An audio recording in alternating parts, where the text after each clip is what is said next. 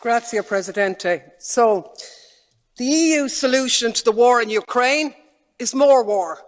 Pile in the weapons, splurge on militarism, threaten to engage in all-out economic and financial war against Russia.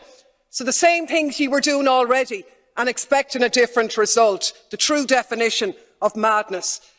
How is not selling Kerrygold butter to Russia going to save any Ukrainian lives? How is buying filthy fracked US gas going to stop the war?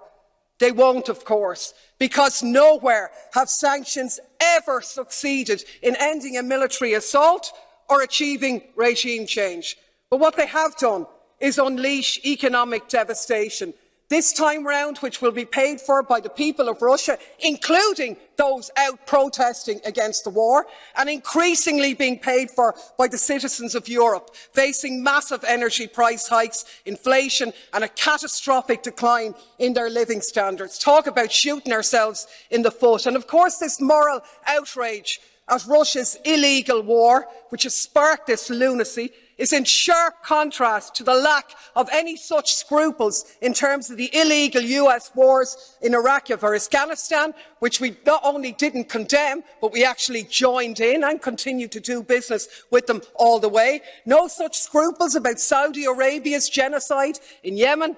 And even as the victims of those conflicts in the last few weeks meet to desperately seek financial pledges for their humanitarian crisis, they're being left short by billions, while we're happy to spend billions prolonging the war in Ukraine. Makes me absolutely sick. 7 weeks ago, German's Chancellor Scholz correctly said, peace in Europe cannot be won against Russia.